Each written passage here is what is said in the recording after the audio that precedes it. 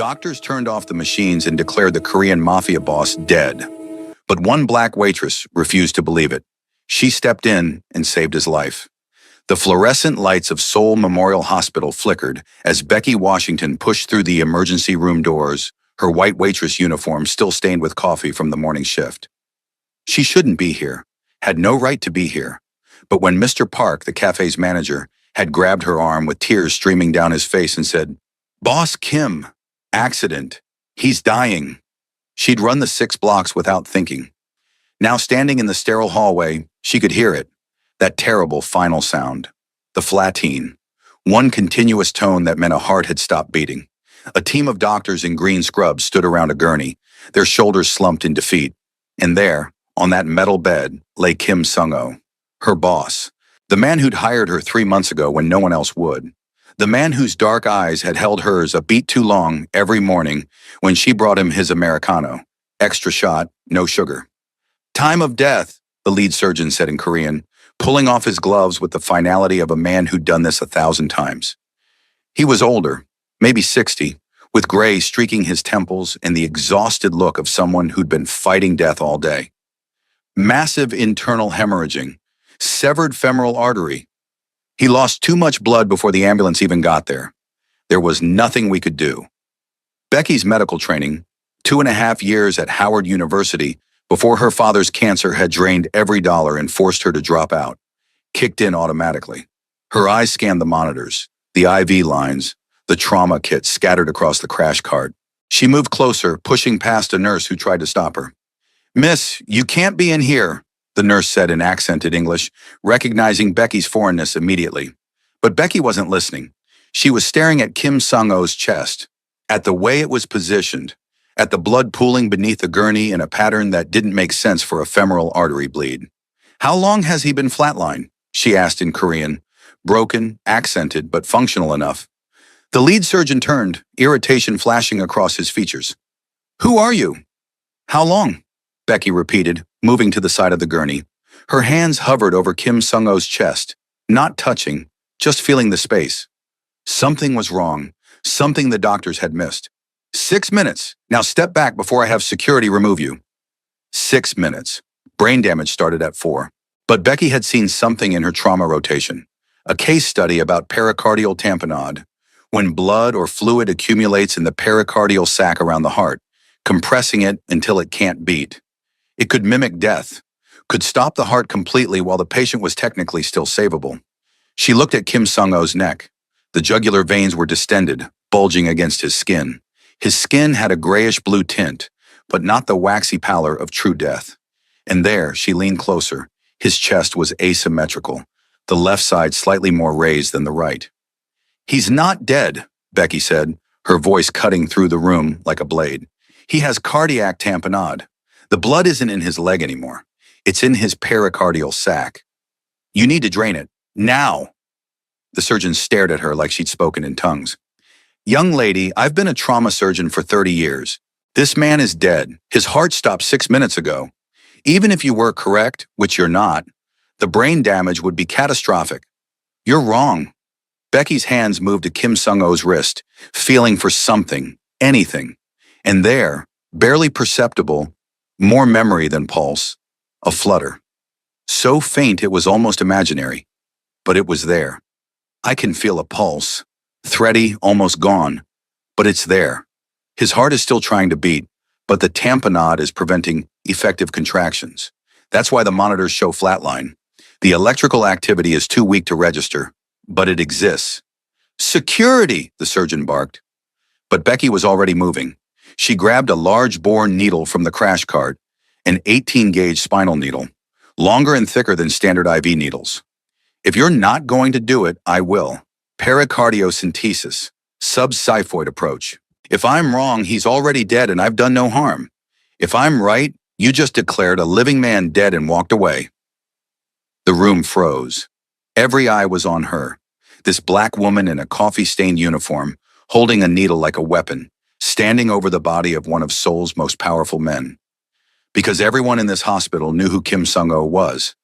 Not just a cafe owner, not just a businessman, the head of the Kim family, one of the three organizations that ran Seoul's underworld with iron efficiency. You're insane, the surgeon said, but there was hesitation in his voice now. Doubt. I'm a third-year medical student from Howard University, Becky said, her hands steady despite her racing heart. I dropped out to work, but I had the highest grades in my trauma surgery class. I've studied this exact scenario, and I'm telling you, this man is still alive. A younger doctor stepped forward, early 30s, with kind eyes behind wire-rimmed glasses.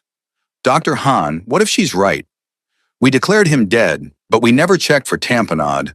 We assumed the flatline was from blood loss, but if we're wrong, we could be sued for malpractice, Dr. Han snapped.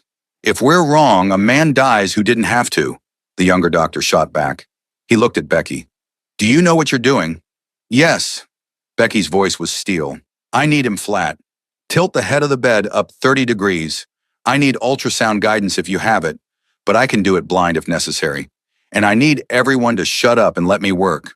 For one endless moment, no one moved. Then the younger doctor grabbed the bed controls, tilting Kim Sung-ho's upper body. Young-soo, get the portable ultrasound. Doctor, Han, either help her or get out, but make a choice. Dr. Han's face went through a series of emotions. Anger, fear, calculation. Then grudgingly, if you kill him, you'll be arrested. He's already dead according to you, Becky said, not looking away from Kim Sung-ho's chest. So I can't kill him twice. Her hands moved with precision she didn't know she still possessed. She palpated the xiphoid process, the small pointed cartilage at the bottom of the sternum, and found the angle she needed. The ultrasound machine arrived, and the younger doctor positioned the probe just below the sternum. There, on the grainy black and white screen, was the proof, a large dark collection of fluids surrounding the heart, compressing it like a fist. There, Becky breathed. See it? That's at least 300 milliliters of blood in the pericardial sac. His heart can't expand, can't fill with blood. That's why there's no effective pulse. Even Dr. Han's face changed. My God, she's right. Hold him steady, Becky said. She took the needle, angled it at 45 degrees, and began to advance it beneath the xiphoid process, aiming toward the left shoulder. Every millimeter mattered. Too shallow and she'd miss the pericardium. Too deep and she'd puncture the heart itself, killing him instantly. The room was silent except for the monitor's steady drone of flatline and the sound of Becky's breathing. She felt the needle pierce through layers, skin, subcutaneous tissue, muscle. Then a subtle pop as it entered the pericardial space. She pulled back on the plunger, and dark blood began filling the syringe. I'm in, she said quietly. Aspirating now. She withdrew slowly, carefully, filling one syringe, then another, then another. 60 milliliters, 100, 150. With each withdrawal, she could see the fluid collection on the ultrasound getting smaller. And then, the monitor beeped, once, twice, a rhythm emerging from chaos. We have cardiac activity, the younger doctor shouted. Sinus rhythm, rate 40, 50, 60. He's coming back. Kim Sung-ho's chest heaved suddenly, violently, as his body dragged in air. His eyes snapped open, dark, confused, wild with pain and disorientation. He tried to sit up, and 4 sets of hands pushed him back down. Mr. Kim, stay still, Becky said in Korean, her hand on his shoulder. You were in an accident. You're in the hospital. You're safe. His eyes found hers locked on. For a moment, confusion gave way to recognition. Becky? His voice was a rasp, barely audible. What? How? Don't talk, just breathe. You're going to be okay. She turned to Dr. Han. He needs a full trauma workup. CT scan to check for other injuries. Type and cross for transfusion. He's lost significant blood volume. And someone needs to monitor that pericardial sac. If it fills again, you'll need a surgical window. Dr. Han was staring at her like she'd walked on water. Who are you? Nobody, Becky said, stepping back as the medical team swarmed in. Just a waitress who used to want to be a doctor. Kim Sung-ho's hand shot out, catching her wrist with surprising strength for a man who'd been dead minutes ago. Don't go, he managed. Their eyes met again, and something passed between them. Something electric and terrifying and utterly impossible. I'm not going anywhere, Becky whispered. I promise. 3 hours later, Becky sat in the hospital waiting room, still in her stained uniform, drinking terrible vending machine coffee. Her hands wouldn't stop shaking. The adrenaline had worn off, leaving her hollow and terrified. She'd just performed an emergency medical procedure without a license, in a foreign country, on a man who was apparently important enough that armed men in expensive suits now filled the corridor outside his room. "Miss Washington?" Becky looked up to find the younger doctor. He'd introduced himself as Dr. Lee during Kim Sung-oh's stabilization, standing before her with something like awe on his face. "How is he?" she asked. "Stable. Critical, but stable. We found 3 other injuries, a ruptured spleen, 2 broken ribs, and a concussion, but nothing immediately life-threatening now that we've decompressed the tamponade." Dr. Lee sat down beside her. "You saved his life. We declared him dead. We were wrong, and you were right. I saw the signs. Anyone with proper training would have." "Dr. Han has 30 years of experience and missed it. I have 10 years and missed it. You've been out of medical school for how long?" "3 years. And I didn't graduate. I had to leave." "Why?" Becky's jaw tightened. "That's personal." "Fair enough."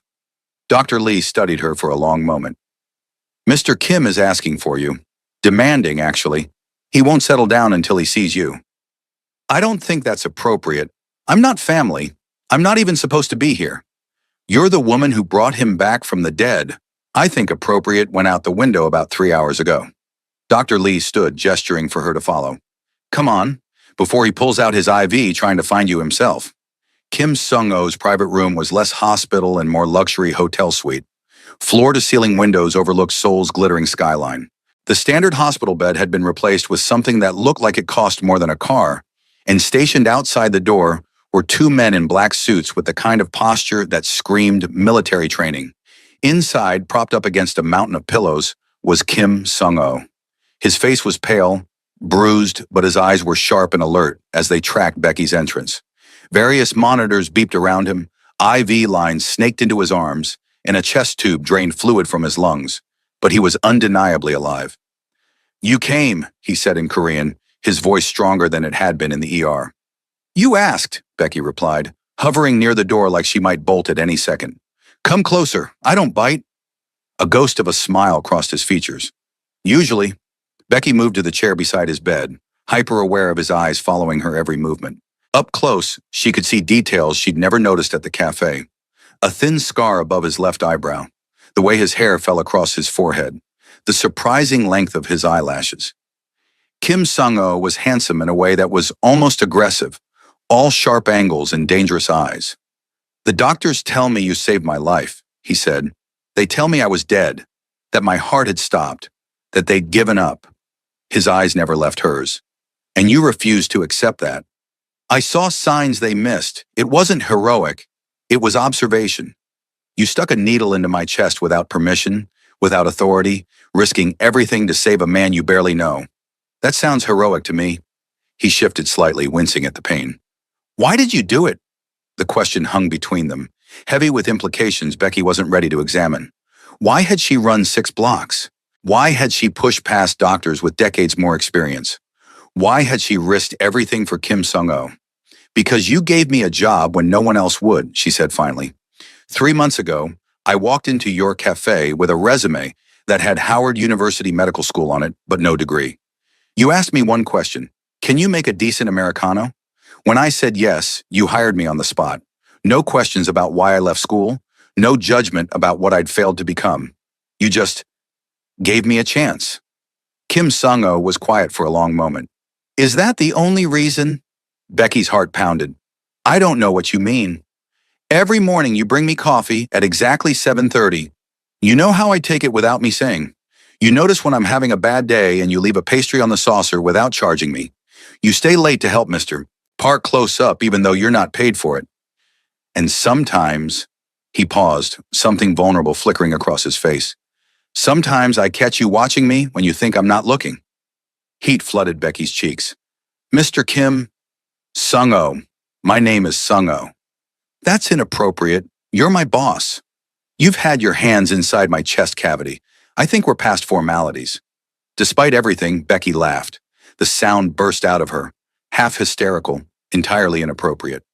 This is insane. You almost died. You did die. And now you're flirting with me? I'm not flirting. I'm being honest.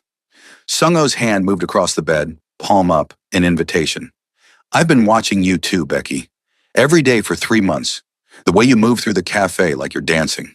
The way you speak Korean to the elderly customers, even though your grammar is terrible, because you know it makes them happy. The way your entire face changes when you smile for real, not the customer service smile, but the genuine one. You're on pain medication. You don't know what you're saying. I'm on pain medication that makes me brave enough to say what I've been thinking for months. His fingers stretched toward hers. Take my hand, please. Becky shouldn't. This was her boss. A man who'd almost died. A man who, based on the armed guards outside, was involved in things she didn't want to think about too closely. But her hand moved anyway, sliding into his. The contact sent electricity up her arm. Tell me about medical school, Sung-O said quietly. Tell me why you left. That's not a happy story. I just died and came back. I can handle unhappy. So Becky told him. About growing up in Baltimore. About being the first in her family to go to college. About her full scholarship to Howard. About falling in love with trauma surgery. About being the only black woman in most of her classes and working twice as hard to prove she belonged. About her father's stage 4 pancreatic cancer diagnosis at the end of her 3rd year. He didn't have insurance, she said, voice flat with old pain. And cancer treatment is expensive, doesn't even begin to cover it. I took a semester off to help my mom, but 1 semester became 2, and the medical bills kept coming. I had to choose, finish school or help pay for his treatment. What did you choose? What kind of question is that? I chose him. I'd choose him 1,000 times. Her voice cracked. But he died anyway. 6 months later, he was gone. And by then, I'd been out too long, lost my scholarship, couldn't afford to go back. I'm sorry. Don't be. He got 6 more months, 6 more months of life, of seeing his grandkids, of telling my mom he loved her. That's worth more than any degree. Sung-O's hand tightened on hers. And how did you end up in Seoul? My mom remarried, a military man stationed at Osan Air Base. She wanted to be with him, and I needed to start over. Somewhere, nobody knew me as the girl who almost became a doctor. So I came here, got a work visa through her husband's connections, and started applying for jobs. She laughed bitterly. Turns out a partial medical degree and no Korean language skills don't open many doors. They opened mine. You needed a waitress. That's different. I needed someone competent who wouldn't ask questions about why certain men in expensive suits came in for meetings every Thursday. Someone who could handle herself in uncomfortable situations. Someone smart enough to know when to see things and when to be blind. There it was, the acknowledgement of what Becky had been carefully not thinking about. You're not just a cafe owner. No. What are you? Sung-O studied her for a long moment, seeming to weigh how much truth to share. My family runs one of 3 organizations that manage certain business interests in Seoul. Import-export mostly.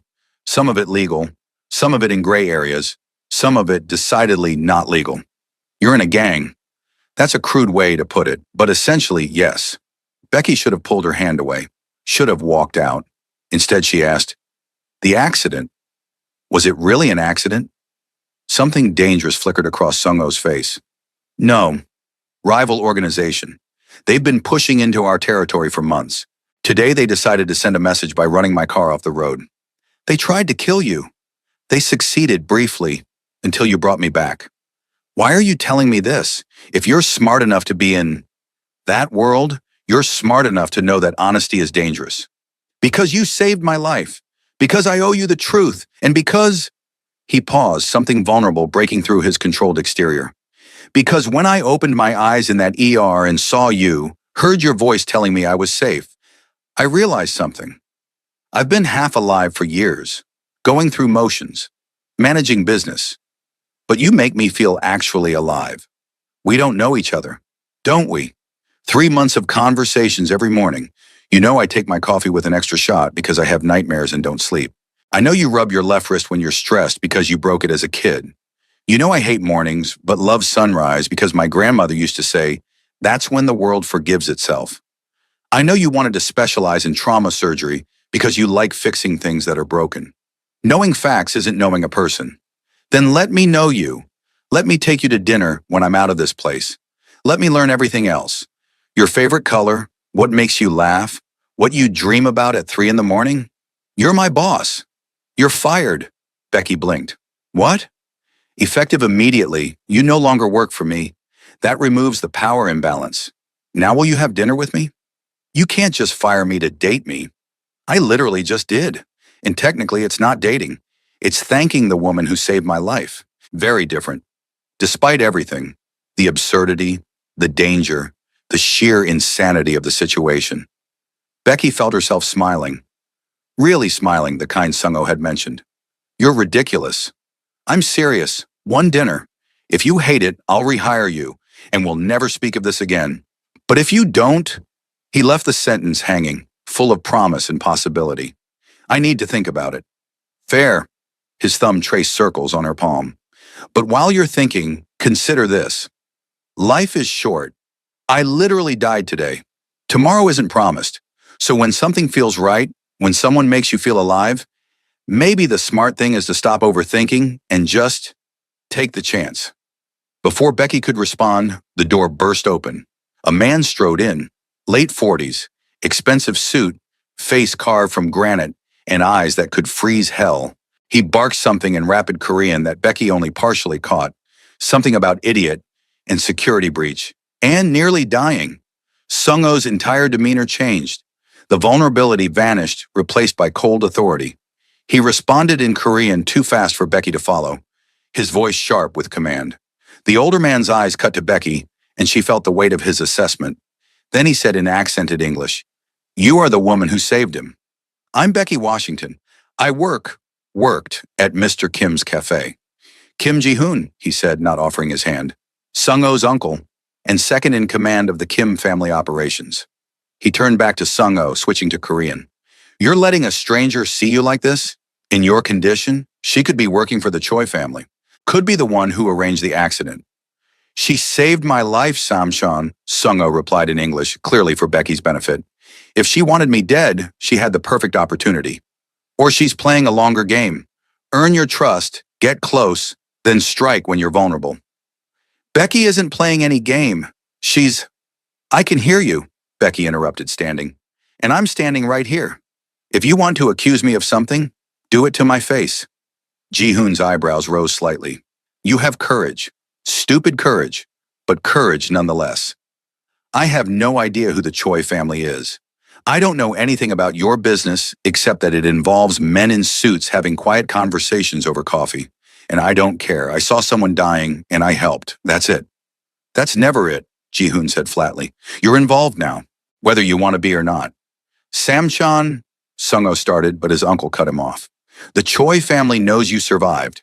They'll want to know how. They'll investigate. And when they find out about her," he gestured at Becky, "they'll see an opportunity, a weak point." Becky's blood ran cold. "I need to leave. Now." "Too late," Ji-hoon said, not without sympathy. "You're in this now, Miss Washington. The question is what we do about it." "We protect her," Sung-ho said, his voice carrying absolute authority despite being in a hospital bed. "Around the clock.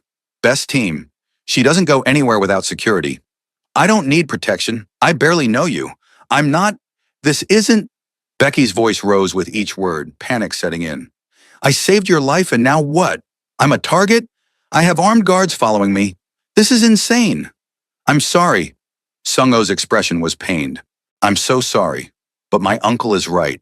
The moment you saved me in that ER, you became connected to me. And my enemies will use that connection. Then I'll leave. Go back to the States. Disappear. They'll find you. The Choi family has resources. Connections. You'd be a loose end. And loose ends—" Ji-hoon didn't finish the sentence. He didn't need to. Becky sank back into the chair, mind reeling. This morning she'd been a waitress. Now she was— what? A liability? A target? A prisoner? "I'll keep you safe," Sung-ho said quietly, reaching for her hand again. "I swear it. This is my fault, and I'll fix it." "How? How do you fix being a target?" "By making it clear that harming you means war with the Kim family. By putting so much protection around you that anyone who tries will regret it. By—" By turning me into a kept woman under armed guard. That's not a life. It's temporary until we resolve the Choi situation. And how long will that take? Sung-oh and Ji-hoon exchanged a look. Neither answered, which was answer enough. I can't live like that, Becky whispered. I came here to start over, to be free, not to be trapped in some gilded cage because I made the mistake of saving someone's life. Then help us end it faster, Ji-hoon said unexpectedly. Both Becky and Sung-oh looked at him in surprise. What? The older man continued. She has medical knowledge. The Choi family head, Choi Dae-jung, has been dealing with health issues, heart problems, from what our sources say. If Miss Washington were to provide consultation, get close, she could gather intelligence. Absolutely not, Sung-oh snapped.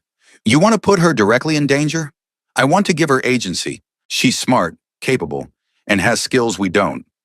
Or would you prefer she sit in a safe house going slowly insane? I prefer she stays alive. So do I, which is why I'm suggesting we use her strengths instead of just hiding her away like a porcelain doll. They argued in rapid Korean, voices rising, and Becky sat frozen between them. She should be terrified, should be planning her escape.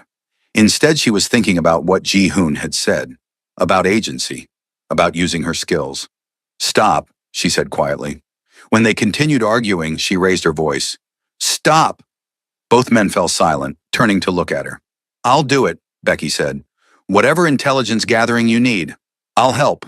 No, Sung-oh started. You don't get to decide for me, not anymore. You said life is short, that we should take chances when something feels right? Well, this feels right. I'm not going to hide while you fight some gang war. I'm going to help end it. You have no idea what you're suggesting. These aren't nice people. If they discover what you're doing, then they'll what? Kill me? They apparently want to do that anyway. At least this way I'm doing something useful. At least this way I have some control. Sung-oh looked at her with something like awe and terror mixed together. You're the bravest person I've ever met. Or the stupidest. Both, Ji-hoon said, but there was respect in his voice now. Both. And so began the strangest 2 weeks of Becky's life. By day, she worked at the cafe, still technically employed despite Sung-oh's dramatic firing, while Ji-hoon's people worked to position her as a medical consultant recommended through carefully crafted channels. By night, she visited Sung-oh in the hospital, where they talked for hours about everything and nothing. She learned that he'd taken over the family business at 25, when his father was killed by the same Choi family they were now fighting. That he'd spent 3 years consolidating power and building legitimate business fronts. That he donated anonymously to children's hospitals and medical scholarships. That his favorite food was his late mother's kimchi jjigae, and he'd spent years trying to recreate it without success. Why criminal business? Becky asked one night, curled in the chair beside his bed, while rain hammered against the windows. With your intelligence, your resources, you could do anything. Why choose this? Sung-oh was quiet for a long moment, staring out at Seoul's neon glow. I didn't choose it. I was born into it. My father, his father, 3 generations of Kim men running these operations. You don't walk away from that. Family is everything in Korean culture. Duty, honor, obligation. They're not just words. But you're miserable. How do you know that? Because I recognize the look. It's the same one I see in the mirror. The look of someone doing what they have to do instead of what they want to do. Sung-oh turned to face her fully. What would you do if you could do anything? Finish medical school, become a trauma surgeon, open a practice that serves underprivileged communities, people who can't afford care. Make sure nobody has to choose between their education and their family's health the way I did. That's a beautiful dream. It's never going to happen. Medical school is expensive. I'm getting older, and now I'm apparently involved in gang warfare. She laughed without humor. Life had other plans. What if life's plans aren't final? Sung-oh reached for her hand, a gesture that had become natural between them. What if we could change them? I don't believe in fairy tales. Neither do I. I believe in hard work and strategy and taking opportunities when they appear. His thumb traced circles on her palm, the touch sending familiar electricity through her. Help me end this war with the Choi family. And when it's over, I'll pay for you to finish medical school. Any program, anywhere in the world. Consider it payment for saving my life. Becky pulled her hand back like he'd burned her. I don't want your money. Why not? I have more than I could spend in 10 lifetimes. You have a dream that was stolen by circumstance. Why can't I help? Because it feels like payment for services rendered. Like I'm a prostitute being rewarded for good behavior. That's not what I meant, isn't it? Rich man offers money to poor woman who helped him? How else am I supposed to interpret that? Sung-Oh's face darkened with frustration. You're deliberately misunderstanding. I'm trying to help you achieve your dream. I don't need saving, Sung-Oh. I've been saving myself my whole life. Everyone needs help sometimes. There's no shame in accepting it. There is when it comes with strings attached. What do you want? Gratitude? Loyalty? Something more?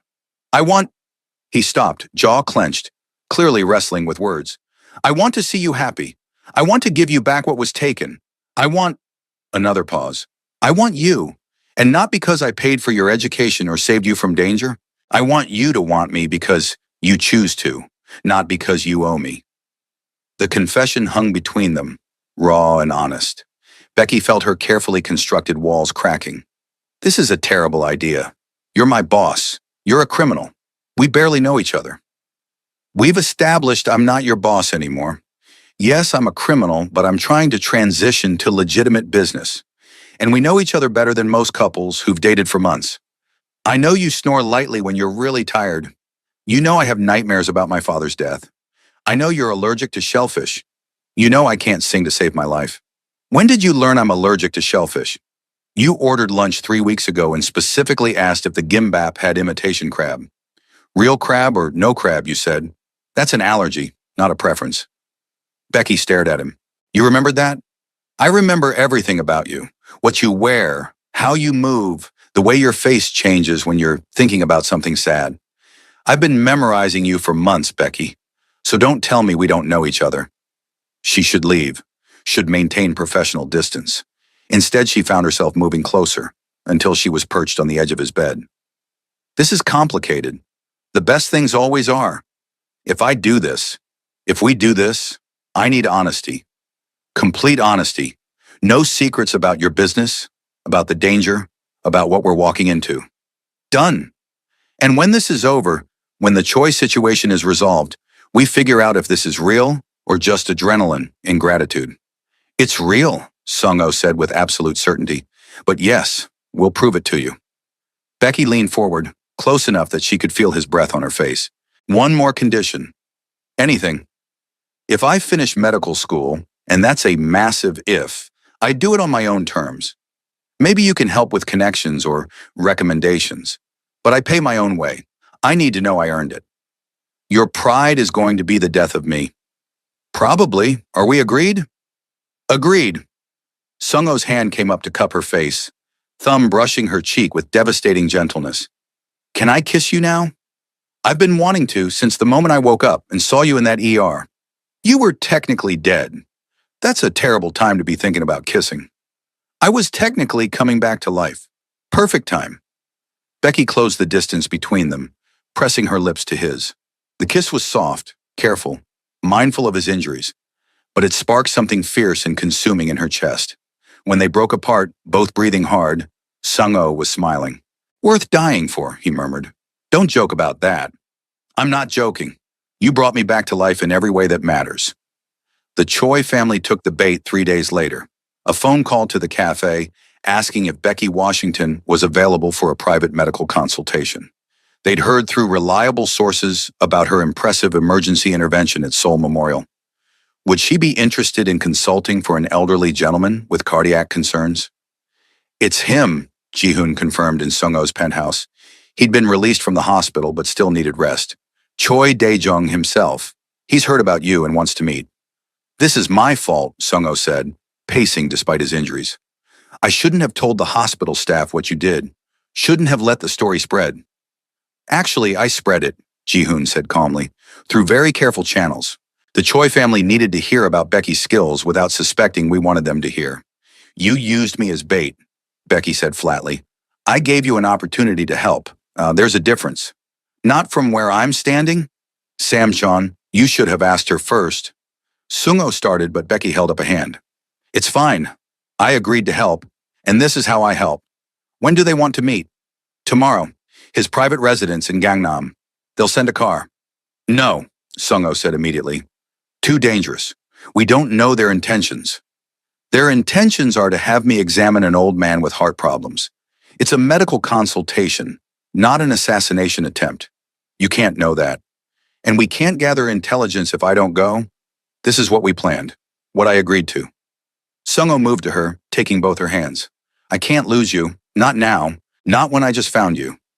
You're not going to lose me, I'll be careful. I'll have your security following, and I'll pay attention to everything. Security details, number of guards, layout of the house, relationships between family members, everything you need to know. This is insane. You've said that before. Multiple times, actually. Because it keeps being true. But there was resignation in his voice. He knew she was right, knew this was the plan. Fine, but you wear a wire, and at the first sign of trouble, you leave. I don't care if you're in the middle of examining him, you leave. Deal. The Choi family residence was a sprawling traditional hanok hidden behind modern walls in one of Gangnam's most exclusive neighborhoods. Becky arrived in the black sedan they'd sent, wearing the most professional outfit she owned, a navy dress that said doctor without being too formal. The security team that greeted her was extensive. 6 men visible, probably more hidden. They were polite but thorough, checking her medical bag with professional efficiency. The wire Ji-hoon had hidden in her watch went undetected. At least they didn't mention it. She was led through a beautiful courtyard where cherry trees bloomed despite the season, into a main house that blended traditional Korean architecture with modern luxury. And there, in a sun-filled room overlooking a koi pond, sat Choi Dae-jung. He was smaller than Becky expected, probably 70, with silver hair and a face carved by time into something both grandfatherly and dangerous. He wore traditional hanbok and smiled warmly as she entered. Miss Washington, he said in English better than Ji-hoon's. Thank you for coming. I've heard remarkable things about your skills. Thank you for the invitation, Mr. Choi. Though I should clarify, I'm not a licensed physician, just someone with medical training. Medical training that brought a dead man back to life. That's more impressive than most licenses. He gestured to a chair. Please sit. Tell me about the Kim Sung-ho case. The details fascinate me. And there it was. The real reason she'd been invited. Not for medical consultation, but for information about Sung-ho. Becky's mind raced, calculating what to reveal and what to hide. I'd rather not discuss another patient's case without consent, she said carefully. Medical ethics, even for someone without a license. Admirable. Choi's smile didn't reach his eyes. Let me be direct then. You saved the life of my enemy. A man whose father killed my brother. A man who stands between me and controlling operations in 3 districts. You understand my concern about your involvement. Becky's heart hammered, but she kept her voice steady. I saw someone dying and helped. That's all. I didn't know about your history. I still don't know the details. Don't you? You've been visiting Mr. Kim regularly, spending hours in his hospital room. My sources tell me you've also been to his penthouse. That suggests more than professional interest. With respect, Mr. Choi, who I spend time with isn't your business. It is when that person is Kim Sung-ho. He leaned forward, the grandfatherly facade slipping slightly. Let me explain something, Miss Washington. The Kim family and the Choi family have been at war for 3 generations. Blood has been spilled on both sides. Truces have been broken. Trust has been destroyed. And now you, an outsider with no loyalty to either side, have inserted yourself into this equation. I didn't insert myself anywhere. I helped someone who was dying. That's all. Is it? Or are you working for the Kim family, gathering information, playing spy while pretending to be an innocent bystander? The accusation was so close to the truth that Becky felt her stomach drop, but she forced herself to meet his eyes. I'm a waitress from Baltimore who happens to have medical training. I'm not qualified to be a spy. I'm barely qualified to make cappuccinos. Choi studied her for a long moment. Then unexpectedly, he laughed. You know what I like about you, Miss Washington? You're a terrible liar. Your voice is steady, but your hands are shaking. You meet my eyes, but I can see your pulse racing in your throat. You're terrified, but you're here anyway. That takes courage. Am I in danger? That depends. Are you loyal to Kim Sung-ho? Honesty or deception? Becky made a split-second choice. I care about him. I don't know if that's loyalty or just human decency, but I care what happens to him. Even knowing what he is, what his family has done, everyone has darkness in their past. That doesn't mean they can't choose different futures. Choi's expression softened slightly. You sound like my late wife. She always believed in redemption. He stood slowly, moving to the window. I didn't bring you here to threaten you, Miss Washington. I brought you here because I actually do have a heart condition. And I wanted to see for myself the woman who brought an enemy back from death. Why? Because if you can save someone you barely know, someone who could bring you nothing but trouble, perhaps you can tell me if I'm worth saving too. The request caught Becky off guard. She'd expected threats, manipulation, maybe violence, not vulnerability. You want me to examine you? I want you to tell me the truth. Will I live to see my grandson graduate university, or am I dying? Becky stood, moving to where Choi stood by the window. I'll need to examine you properly. Medical history, physical examination, maybe an EKG if you have equipment. I have everything you need. My personal physician can assist. For the next hour, Becky did what she'd been trained to do. She listened to Choi's heart, irregular rhythm, possible atrial fibrillation, checked his blood pressure, high, dangerously so, reviewed his medications, a complex cocktail that suggested multiple conditions being managed, ran an EKG that confirmed her suspicions. You have atrial fibrillation, she said finally, probably caused by years of hypertension. Your medication is managing it, but not well. You're at high risk for stroke. How long do I have? That's not how it works. With proper management, lifestyle changes, maybe a cardiac ablation procedure, you could live years, decades even. But if you continue as you are, stress and poor management, she trailed off. Be honest. A year, maybe two. Probably less if you're under significant stress. Choi nodded slowly, like she confirmed something he already knew. Thank you for your honesty. Most doctors tell me what I want to hear. I'm not most doctors. I'm not even a doctor at all. No, you're better. You're someone who tells the truth even when it's uncomfortable. He returned to his seat. I'm going to tell you something, Miss Washington. Something that could get us both killed if the wrong people hear it. Becky's mouth went dry. Maybe you shouldn't. I'm tired. Tired of the war. Tired of the violence. Tired of wondering which day will be my last. My grandson is 12. I want to see him grow up. And that means ending this conflict with the Kim family before it ends me. Why are you telling me this? Because you're the bridge. You care about Sung-oh, but you have no history with either family. No loyalty except to your own conscience.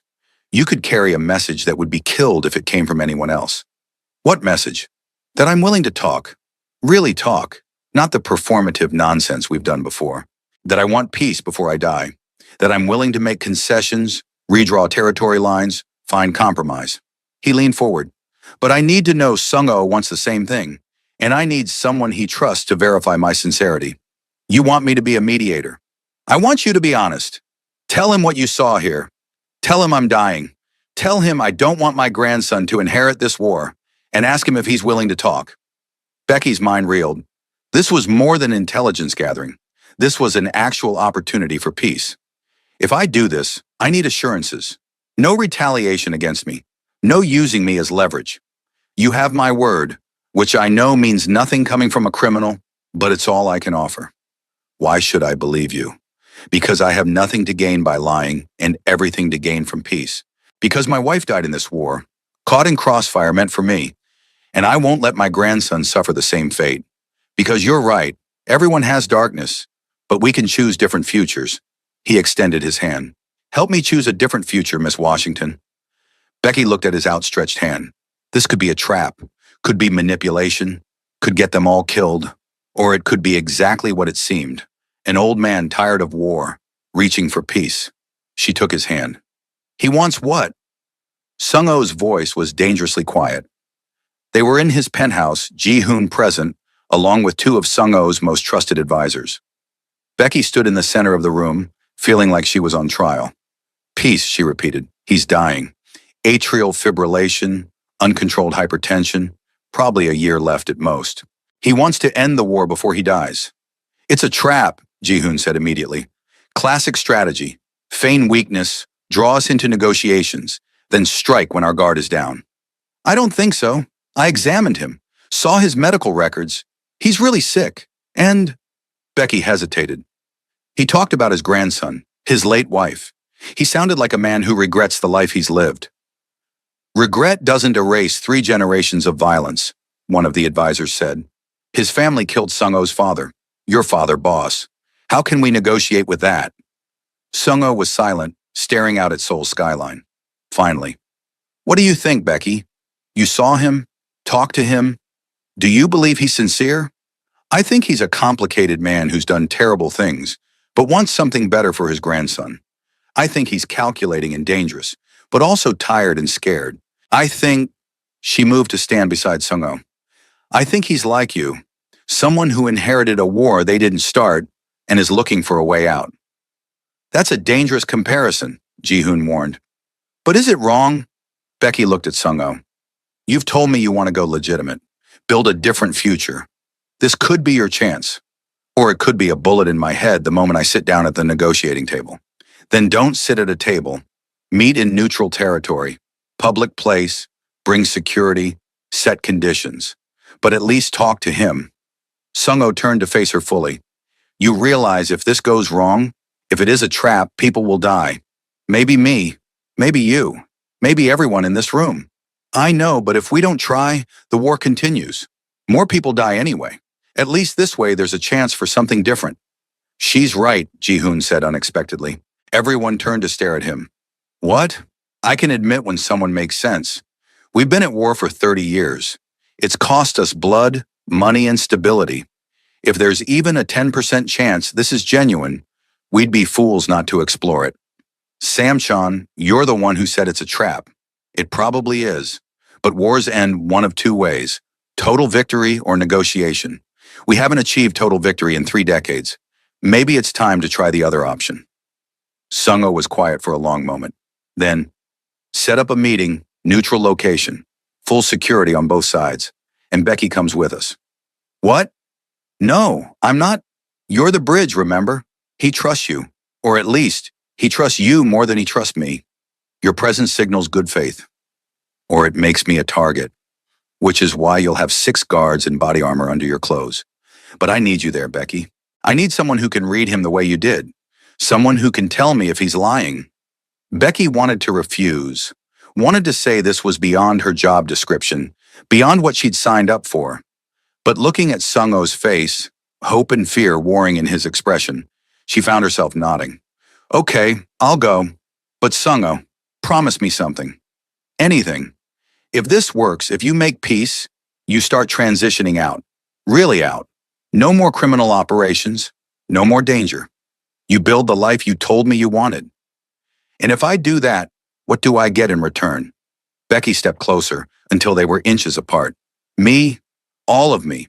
Not just stolen moments between crises, but a real relationship, a real future. Sung-O's hand came up to cup her face. You'd give up your dream of medical school for me? No, I'd pursue my dream alongside you. 2 people building different futures together. That sounds terrifying and perfect. It sounds insane, Ji-hoon muttered, which means it will probably work. The meeting was set for 3 days later in a high-end restaurant that catered to Seoul's elite. Private room, neutral territory, security sweeps by both sides. Becky spent those 3 days in a state of controlled panic, going through scenarios with Ji-hoon's team, learning emergency protocols, wearing her hidden wire like it was normal. If shooting starts, you drop and stay down, Ji-hoon instructed for the 10th time. Don't try to run, don't try to help, just make yourself as small a target as possible. Comforting. I'm not here to comfort, I'm here to keep you alive. The night of the meeting, Becky dressed in a dark blue dress that hid the thin body armor Ji-hoon had insisted on. Sung-O appeared in a black suit that made him look like he belonged on a magazine cover. Dangerous and beautiful and entirely too distracting. Ready? He asked. Not even close. You? I've been preparing for this moment my entire life, still terrified. They arrived separately, entering through different doors. The restaurant was beautiful, traditional Korean elegance mixed with modern luxury. Their private room overlooked a garden where lanterns cast soft light on carefully manicured paths. Choi Dae-jung was already there, flanked by his own security. He looked smaller than Becky remembered, frailer, but his eyes were sharp as they tracked Sung-Oh's entrance. "Kim Sung-Oh," he said in Korean, "you look like your father." "And you look like the man who killed him," Sung-Oh replied, voice flat. "Perhaps we can move past old wounds. For both our sakes." They sat across from each other, two apex predators circling, while Becky positioned herself slightly to the side, present but not between them. What followed was 2 hours of the most intense negotiation Becky had ever witnessed. Territory boundaries were discussed, redrawn, argued over. Old grievances were aired with brutal honesty. Both men traded barbs and concessions, testing each other's limits, finding compromise in unexpected places. And slowly, impossibly, something began to take shape. A treaty. Actual peace terms that both sides could live with. "My grandson," Choi said finally, "I want him out of this life. I want him to have choices I never did. Can you understand that?" Sung-Oh was quiet for a long moment. Then, "I have someone who makes me want the same thing. Someone who makes me want to be better than what I was raised to be." His eyes found Becky's. "So yes, I understand." "Then we have a deal." Choi extended his hand. "Peace, real peace, and may our children never inherit our wars." Sung-Oh took his hand. And just like that, 3 generations of violence ended with a handshake in a restaurant overlooking a garden in Seoul. 6 months later, Becky stood in the courtyard of Seoul National University's medical school, acceptance letter in hand. Sung-Oh had kept his word, transitioning his business, going legitimate, even donating millions to medical education programs. And Becky had kept hers, accepting his help with applications and recommendations, but paying her own way with scholarships and her own savings. "You did it," Sung-Oh said, coming up behind her and wrapping his arms around her waist. "Dr. Becky Washington. Has a nice ring to it. I'm not a doctor yet, just a student. Again. You brought a dead man back to life. You negotiated peace between criminal families. You convinced a stubborn Korean man to change his entire life. If that's not a doctor, I don't know what is." Becky turned in his arms, looking up at the man who'd almost died on a hospital gurney and instead became her entire future. "You know this won't be easy. Medical school is brutal. I'll have no time, no energy, probably no social life. Good thing I'm patient and stubborn